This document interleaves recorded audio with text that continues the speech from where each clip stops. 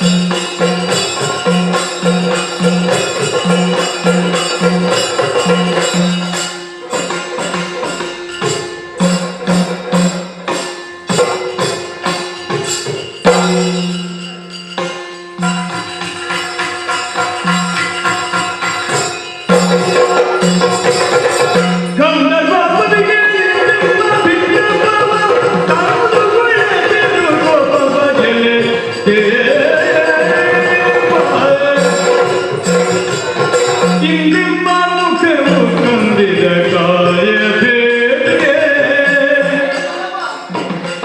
ನಿಮ್ಮ ಮುಖವು ಕಂದಿದ ಕಾರ್ಯ ಬೇರೆ ನಿನ್ನಿಂದಲವುದು ಪುರಪುರಗಲಿ ನಿನ್ನಿಂದಲವುದು ಪುರಪುರಗಲಿ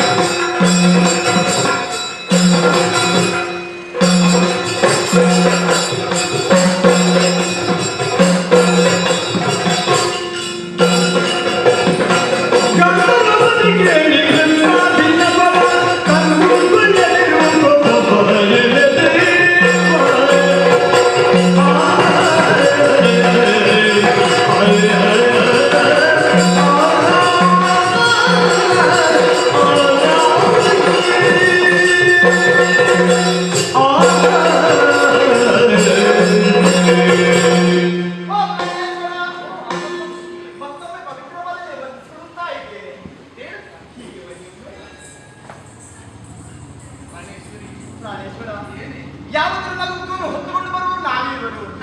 ಇವತ್ತು ಹಾಗಲ್ಲ. ಒಂದು ಕಡೆಯಿಂದ ಸ್ವಲ್ಪ ಬೇಸರ. ಬೇಸರವೇ? ಹೌದು. ನಿಮಗೂ ಬೇಸರ? ಅಲ್ಲ ಹಾಗಲ್ಲ.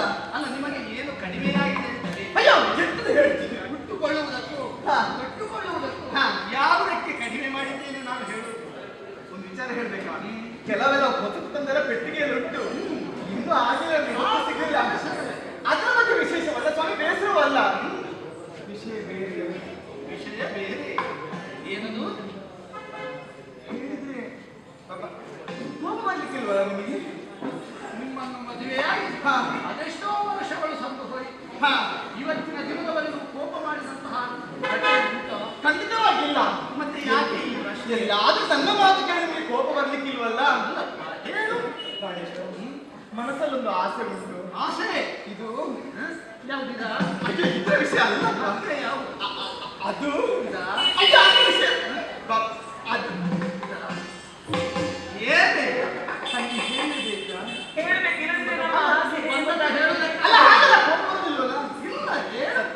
ಬೇರೆ ಏನಲ್ಲ.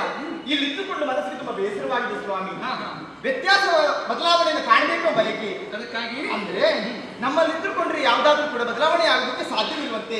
ಧರ್ಮಭೂಮಿಯಿಂದ ಭೂಲೋಕದಲ್ಲಿ ವಿಶೇಷವಾದ ಬದಲಾವಣೆ ಉಂಟಂತೆ. ವಸುಂಧರೆಯಲ್ಲಿ ದಿನವೂ ಬದಲಾವಣೆಗಳು. ಕಾಂತ ಇಂದು ಹುಟ್ಟಿದ್ದು ನಾಳೆ ಇರುವುದಿಲ್ಲ. ಇವತ್ತು ಹರಡಿದ ಹೂ ನಾಳೆ ಇರುವುದಿಲ್ಲ ಉಂಟದು. ಬಾಡಿ ಹೋಗ್ತಂತೆ. ಕೆಲವೆಲ್ಲ ಮುಗ್ಗುಗಳು, ಕೆಲವೆಲ್ಲ ಅಲ್ಲಿ ನಿಂತಂತೆ ಹೇಳೋದನ್ನು ಕೇಳಿದ್ದೇನೆ. ಒಮ್ಮೆ ಅಲ್ಲಿಗೆ ಹೋಗ್ಬೇಕು, ವನವಿಹಾರ ಮಾಡ್ಬೇಕು. ಪ್ರಾಣೇಶ್ವರಿ, ನಿನ್ನ ಆಸೆಯೇನು ಸಾಧುವಾಗಿದೆ. ಹೋಗುವುದಕ್ಕೆ ನೀವೆಲ್ಲರೂ ಸಿದ್ಧರಾಗಿಯೇ ಬಂದಿದ್ದೀರಿ ಅಂತ ಅರ್ಥ ಆಯ್ತು. ಹೌದು. ಹಾಗೆ ಹೋಗುವುದು ಏನಿದೆ?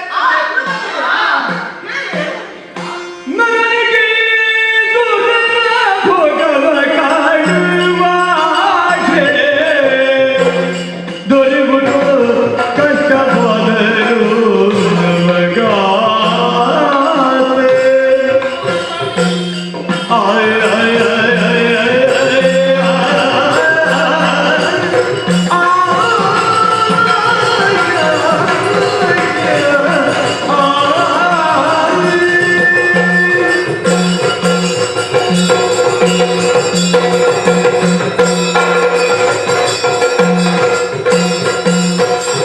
ನನಗೆ ಭೋಗವ ಕಾಣುವಾಗೆ ದೊರೆಯುವುದು ಕಷ್ಟವಾದರೂ ನಮಗಾಸೆ ನಮಗಾಸೆ